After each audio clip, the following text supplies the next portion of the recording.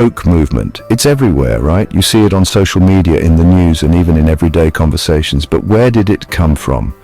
How did it start, and why has it become such a powerful force in today's society? At its core, it's about social justice. It's about addressing the inequalities that have persisted for far too long.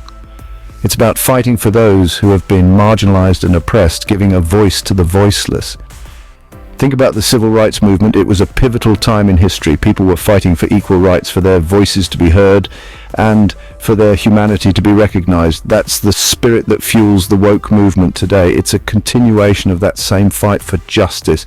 It's about recognizing that systems and structures often benefit some groups while disadvantaging others. It's about understanding the deep-rooted issues that perpetuate inequality. It's about calling out racism, sexism, homophobia, transphobia, and other forms of discrimination. It's about standing up against all forms of injustice. The goal is a fairer, more equitable world for everyone, a world where everyone has the same opportunities and rights. Early on, the movement focused on raising awareness about these issues. It was about educating people and opening their eyes to the injustices around them. People used social media to share their stories and experiences. They connected with others who had similar experiences and built a community of support. They called out injustice and demanded change. They used their platforms to amplify their voices and reach a wider audience. The movement gained momentum, pushing for representation and inclusion in media, education, and government. It was about making sure that everyone was seen and heard. It challenged stereotypes and biases. It questioned the status quo and pushed for a more inclusive society. It pushed for diversity and representation in all areas of life, from the workplace to the entertainment industry. The movement sought to create a more inclusive world. Think about the push for more diverse casts in movies and TV shows. It's about seeing ourselves reflected in the media we consume. That's an example of the woke movement at work. It's about creating a world where everyone feels represented and valued. The movement's early days were marked by a sense of hope and progress. There was a feeling that change was not only possible but imminent. People felt empowered to speak out against injustice. They believed that their voices could make a difference. It seemed like real change was possible. Every small victory was a step towards a more just and equitable world. But as the movement grew, so did the criticisms.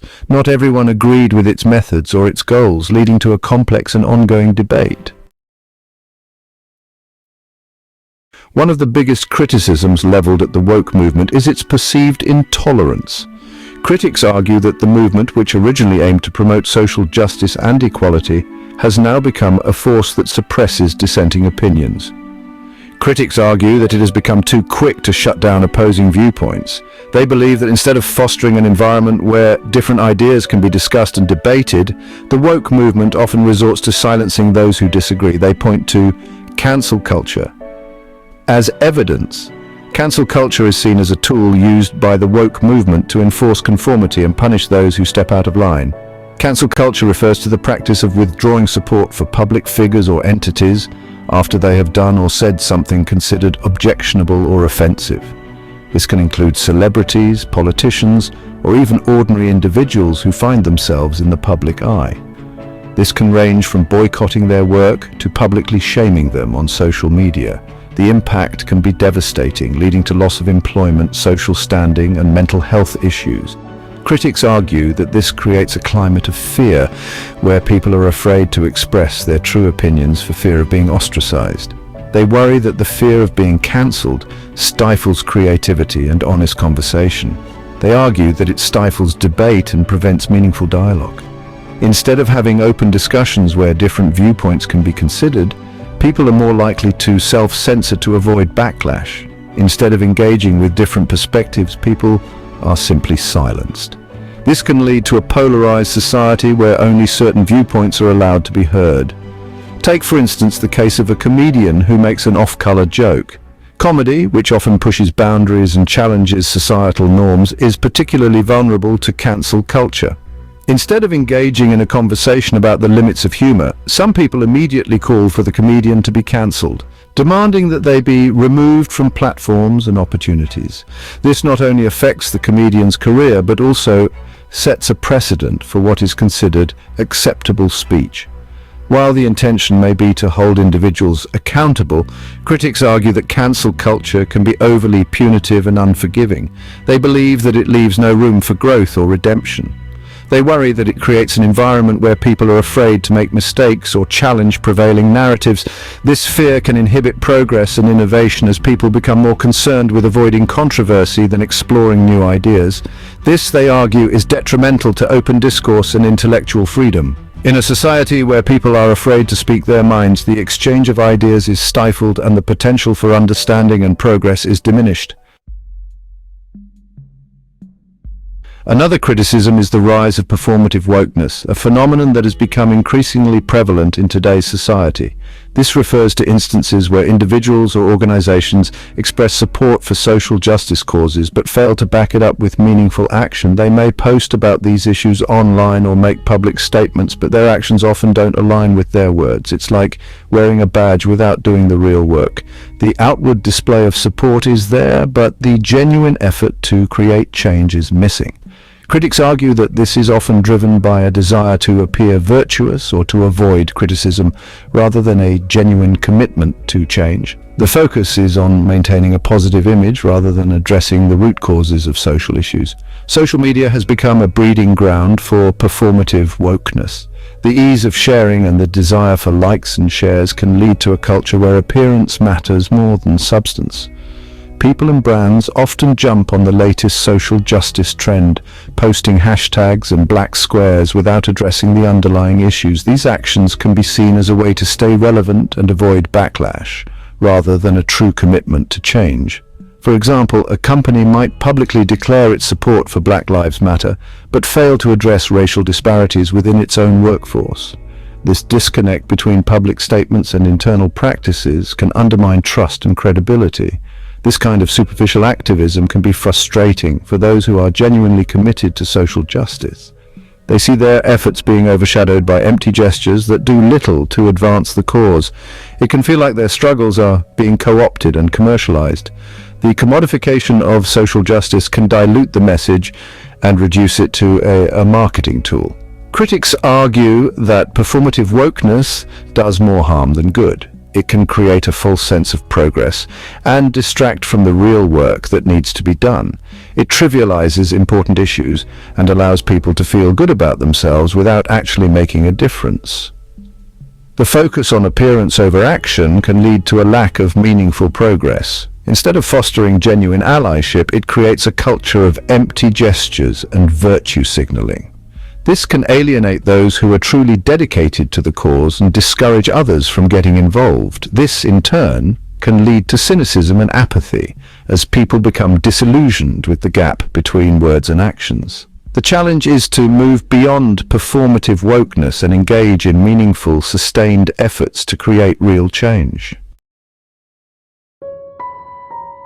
One of the most contentious aspects of the woke movement is its impact on free speech.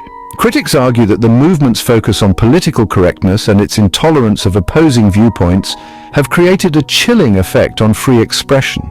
This is particularly true, they argue, in academic and professional settings. They point to instances where professors have been disciplined or fired for expressing views deemed offensive by some students.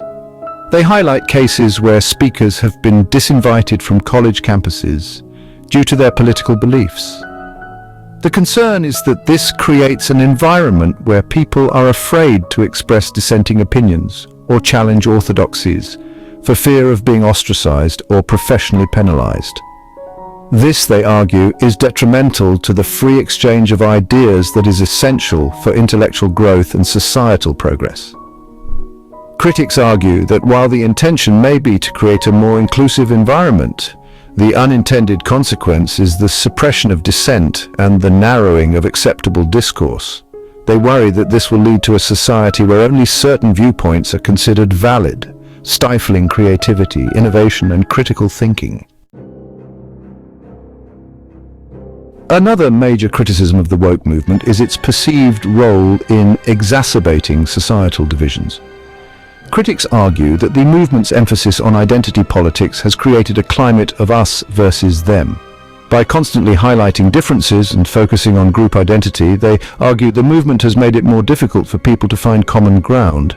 They point to the rise of identity-based activism, where people are encouraged to view themselves primarily as members of a particular group, based on race, gender, sexuality, and so on, rather than as individuals. This, they argue, can lead to a sense of grievance and resentment towards other groups, further fueling social divisions. Critics also argue that the woke movement's focus on microaggressions and cultural appropriation can be counterproductive.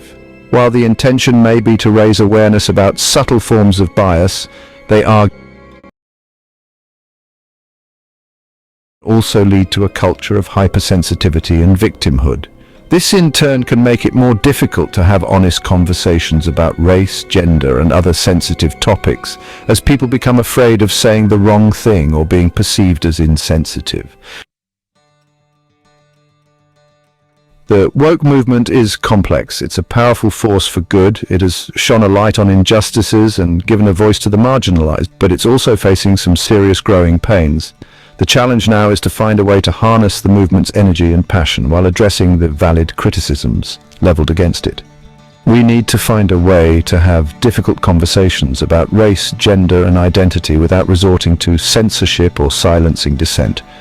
We need to be able to acknowledge the lived experiences of others without resorting to simplistic narratives or essentializing entire groups of people. Most importantly, we need to move beyond the performative and focus on real, meaningful change. This means moving beyond hashtags and social media campaigns and working towards concrete solutions that address systemic inequalities. It's about listening to each other, even when it's hard. It's about understanding that we all have blind spots and biases, and it's about working together to create a more just and equitable world for everyone.